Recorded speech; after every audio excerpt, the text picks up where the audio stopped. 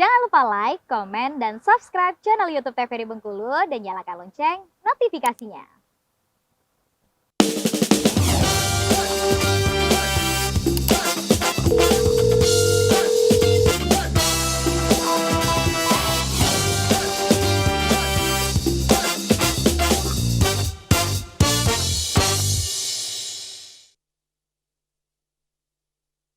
Selalu dalam keadaan sehat dan juga tetap semangat menjalankan aktivitas seperti pada biasanya. Senang sekali pemirsa, saya Helda Amelia kembali menjumpai Anda dan akan menemani Anda dalam 1 jam ke depan di Dokter Kito bersama Kito Sehat. Nah pemirsa, hari ini di Dokter Kito kita akan membahas materi yang sangat menarik, yaitu pemeriksaan laboratorium pranikah. Bersama dengan 2 dokter kita hari ini, ada Dr. Malia Agustina. Kita sapa dulu. Halo Dr. Malia. Halo. Apa kabar dokter? Sehat, alhamdulillah. Ini wajah baru ya di Dokter Kito ya. Sehat ya dokter ya? Alhamdulillah sehat. Boleh dikenalkan dulu ke pemirsa di rumah, praktiknya di mana Dokter Malia? Saya prakteknya kalau di wilayah Bengkulu itu di Rumah Sakit M. Yunus, tapi kalau saya ada 3 praktek, yang kedua saya di Siloam Lubuk Linggau, yang kedua di Rumah Sakit Anissa Curug. Waduh, berarti lumayan jauh ya, ada yang di Lubuk Linggau, ada yang di Curug juga ya dokter ya? Oke, dokter siap memberikan edukasi kepada pemirsa di rumah hari ini? Insya Allah siap. Insya Allah siap ya. Oke, selanjutnya juga ada Dokter Wenti. Halo Dokter Wenti. Halo Mbak. Apa kabar? Alhamdulillah baik. Sudah tidak asing ya sepertinya pemirsa di rumah dengan Dokter Wenti. Sehat ya dokter ya? Alhamdulillah. Kesibukan akhir-akhir ini masih aman? Masih aman, lumayan padat ya. Lumayan padat ya. Oke, Dokter Wenti, hari ini kita mau membahas mengenai pemeriksaan laboratorium pranikah. Ini mungkin masih ada yang sedikit awam dengan materi kita hari ini. Kalau dari Dokter Wenti sendiri mengenai pemeriksaan laboratorium pranikah ini apa yang dimaksud? Iya, jadi pemeriksaan laboratorium pranikah itu sebenarnya lebih ke sebelum menikah harus ada yang disiapkan nih oleh calon-calon pengantin itu. Apa aja nih? Biasanya kalau kita mau daftarin pernikahan nih ke KUA, nanti di KUA itu dijelaskan sebenarnya rute-rutenya apa aja. Jadi apa yang harus dilakukan? Salah satunya adalah pemeriksaan lab. Nah, pentingnya itu apa? Itu tadi tujuan kita menikah kan adalah ibadah ya. Jadi tentu maunya sesuatu itu yang jalannya baik, jalannya bagus ya. Jadi untuk mempersiapkannya pun harusnya optimal. Nah, untuk mempersiapkan pernikahan yang sehat, nanti akan menciptakan keturunan yang sehat, akan lebih baik apabila dilakukan pemeriksaan yang lengkap untuk menciptakan keluarga yang sehat. Demi menciptakan keluarga yang sehat ya dokter ya. Kalau dari Dokter Malia, dokter, ini yang dimaksud dari pemeriksaan laboratorium pranikah ini apa nih dokter? Jadi itu segala sesuatu tes yang dilakukan kepada para calon pengantin untuk mengetahui adakah penyakit-penyakit menular seksual atau penyakit-penyakit yang dibawa nih sama calon pengantinnya. Jadi biasanya kan kalau kita membawa saja itu tidak kelihatan, tapi betul. Nanti mungkin akan muncul itu penyakitnya pada saat di keturunannya. Jadi kita untuk menghindari hal-hal tersebut. Jadi ini calon pengantin perempuan sama calon pengantin laki-laki harus, oh saya ini membawa apa sih dari genetiknya, atau mungkin maaf kalau penyakit menular seksualnya ada apa tidak, karena kan seperti yang Dokter Wenti sampaikan, kita mau pernikahan yang sehat. Jadi juga kita harus melakukan pemeriksaan ini sih sebenarnya, tapi kan di pemerintahan sekarang kan sepertinya ini belum termasuk program yang wajib. Iya, belum termasuk ya dokter? Iya, belum. Jadi baru sampai tahapan yang sederhana sih mungkin pemeriksaannya, tidak sampai tahapan yang kayak pemeriksaan tes-tes yang genetik atau tes-tes yang lebih lengkap lagi. Artinya pemeriksaan lab ini lebih kompleks lagi ya dokter ya? Iya, lebih kompleks lagi pemeriksaannya karena apa yang tadi saya bilang, karena penyakit genetik itu tidak hanya sekedar kelihatan dengan cek darah atau apa, jadi ada yang lebih spesifik lagi yang harus kita cek. Jadi mungkin karena faktor itulah jadinya memang belum dimasukkan program wajib pemerintah dan belum banyak calon-calon pengantin ini melakukan pemeriksaan seperti ini. Nah ini menarik nih, jadi siapa tahu seluruh calon pengantin ini bakal melakukan pemeriksaan lab setelah menonton materi kita pada hari ini. Ini semakin penasaran nih dokter, boleh dong Dokter Malia langsung ke materi kita pada hari ini. Oke, terima kasih. Jadi untuk hari ini saya akan bawakan pemeriksaan laboratorium pranikah.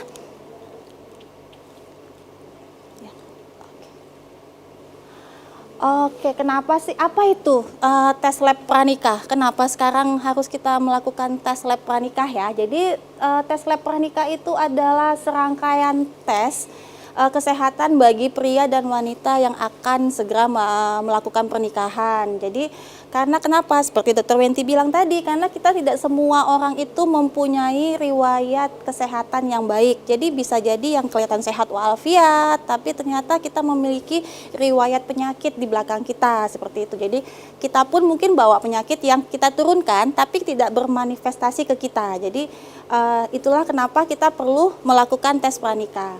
Untuk apa sih kita melakukan tes pranikah ini ya? Nggak usah lah, ya udah kan nikah untuk ibadah.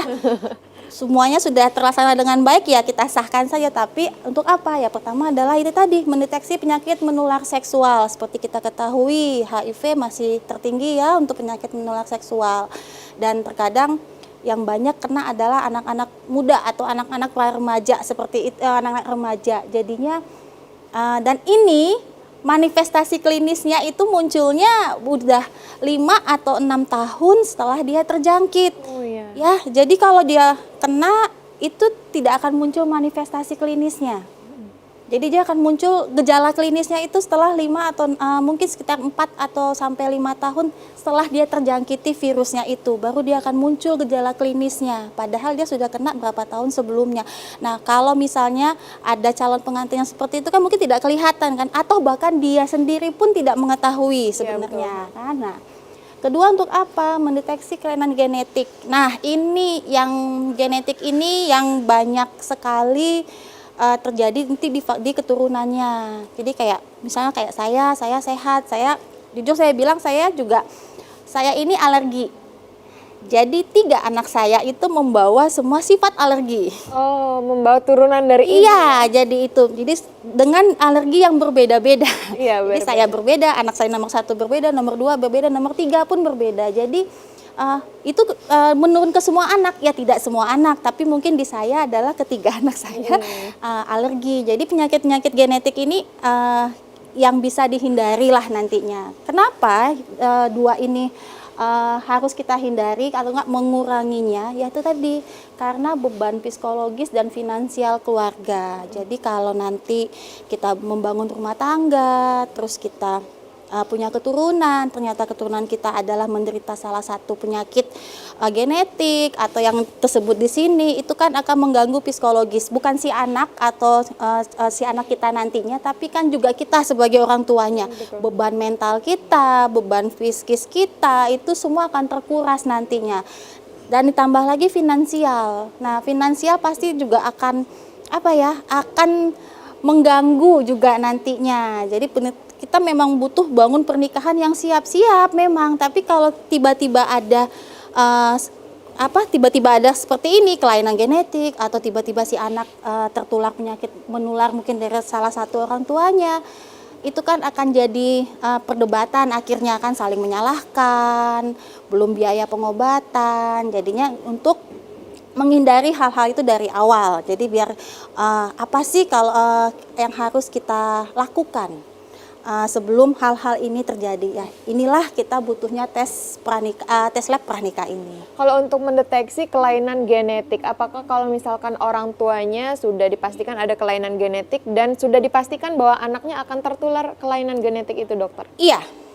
Jadi tapi gini, jadi misalnya si orang tua saling membawa. Jadi si orang tua ini hanya membawa, dia tidak bermanifestasi klinis. Jadi kemungkinan salah satu anaknya akan bermanifestasi klinis nanti kelainan genetik yang mereka bawa. Kalau satu orang tuanya memang sudah punya manifestasi klinis, tapi yang lain si calonnya tidak, anaknya juga akan kena. Atau mungkin nanti hanya membawa gen saja, tidak menimbulkan manifestasi klinis ke si anak, tapi dia bawa gen. Bawa gennya. Jadi kalau dia bawa gennya saat dia menikah, kita nggak tahu nih saya punya gen apa, Mbak Wenti punya, Dokter Wenti punya gen apa, Mbak Helda punya gen apa, kita nggak tahu kan. Nah, manifestasi klinisnya nanti akan ada ke anak-anaknya. Tapi kita berdoa semoga kita semua sehat dan tidak membawa itu semua Ya, ya. ini kalau kita dalami ternyata semenakutkan itu ya. Iya, karena untuk nanti kita akan nyampe ke sana. Jadi salah satu penyakit yang banyak di rumah sakit itu penyakit genetik itu adalah di anak-anak.